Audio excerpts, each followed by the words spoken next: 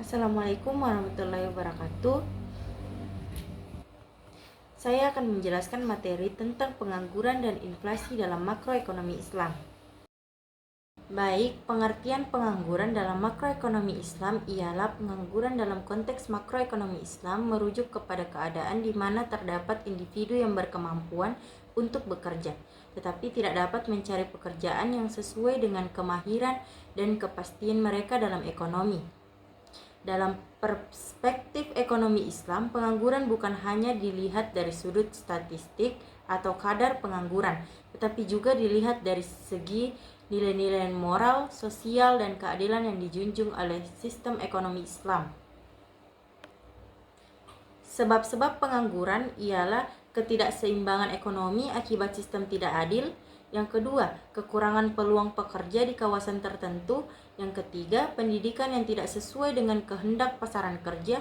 Yang keempat, sistem keuangan riba yang menekan pertumbuhan ekonomi. Yang kelima, kurangnya sokongan terhadap sektor usahawan dan PKS. Jenis-jenis pengangguran ialah pengangguran struktural yang disebabkan perubahan struktur ekonomi. Yang kedua, pengangguran friksional atau berlaku semasa peralihan pekerjaan. Pengangguran musiman terjadi dalam industri tertentu bergantung pada musim. Yang keempat, pengangguran siklikal yang disebabkan oleh ketidaktentuan ekonomi makro.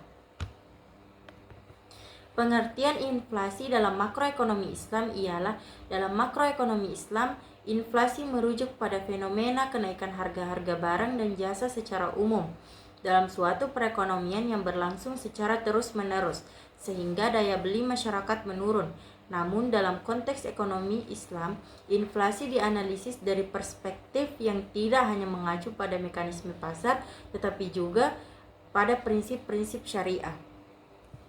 Sejarah inflasi dalam makroekonomi Islam ialah yang pertama, masa Rasulullah SAW.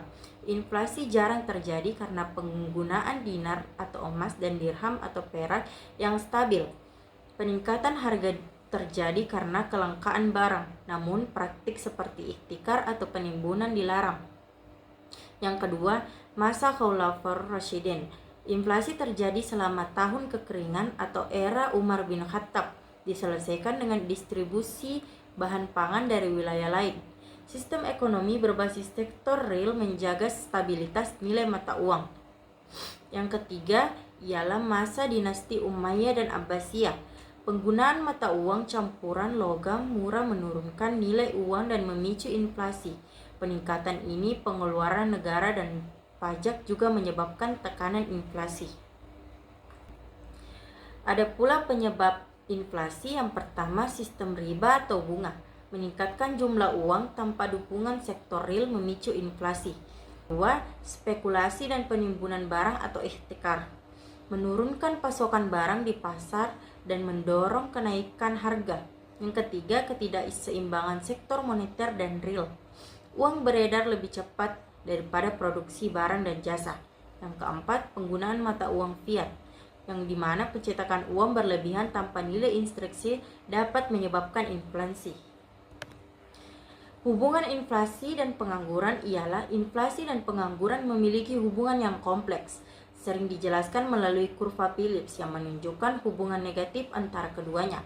Ketika inflasi meningkat, pengangguran cenderung menurun karena permintaan agregat yang lebih tinggi mendorong perusahaan untuk merekrut lebih banyak tenaga kerja. Namun, di Indonesia beberapa penelitian menunjukkan bahwa hubungan ini tidak selalu konsisten.